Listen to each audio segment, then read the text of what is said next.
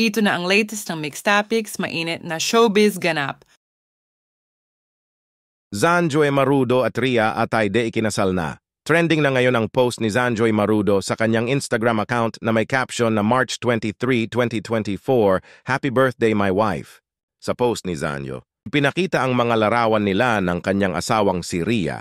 Atayde sa araw ng kanilang kasal. Magkahawak sila ng kamay sa hagdan at makikitang masayang-masaya ang dalawa na tila naka-jackpot si Zanjo sa kanyang reaction. Ipinakita din ang simple pero magandang wedding cake ng dalawa. Inamin ni Rhea Atayde at Zanjo Marudo sa publiko na sila ay nagde-date noong Enero 2023 na nagtatapos sa mga buwan ng espekulasyon. Kinumpirma ni Zanjo na may relasyon sila habang kinumpirma naman ng mommy ni Rhea na si Sylvia Sanchez ang balita. Unang na-link ang magkasintahan nang makita silang magkasama sa New York. Habang ang magkasintahan noon ay tahimik tungkol sa kanilang relasyon, sila ay naging publiko din sa social media tungkol sa kanilang mga travels na magkasama. Sina Rhea at Zanjo ay nag-travel kasama ang iba pang mga kaibigan sa celebrity at nakita silang kasama ang isa't isa. Noong February 2024, inanunsyo nila ang kanilang engagement sa pamamagitan ng social media na may sunod-sunod na larawang kuha na magkasama kabilang ang engagement ring ni Rhea. Si Zanjo ay nag-propose di umano sa mismong higaan nang magising si Rhea Atayde. Pagkatapos i-anunsyo ang kanilang engagement noong February nitong taon, nagkagulo naman ang mga netizens dahil sa biglaang pagpropose ni Zanjo kay Rhea.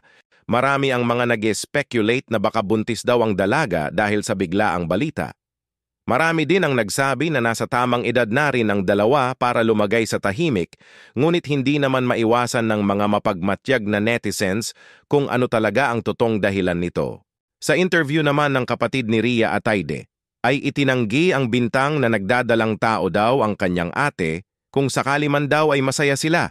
Kung totoo man ito, sinabi rin ng kapatid ni Rhea na malabo daw na mabuntis ang ate dahil mayroon siyang PCOS at blessing daw ito kung mangyari iyon. Samantala nag-post din ng video ang ina ni Rhea na nasa beach. Si Rhea na naka-sexy outfit ito patunay na hindi nagdadalang tao ang anak. Marami naman ang natuwa sa balita kung totoong buntis si Rhea dahil nasa wastong edad na rin sila. Si Zanjo ay nasa 40s at si Rhea naman at nasa early 30s. Hindi naman nagbibigay ng statement ang mag-asawa na ngayon na sina Rhea at Zanjo patungkol sa mga kumakalat na balita online. Ang importante sa dalawa ay masaya sila at ang kanilang pamilya. Ngayong araw ay proud na nag-post si Zanjo at tinawag na wife si Rhea. Zanjo Marudo and Rhea Atayde are now married.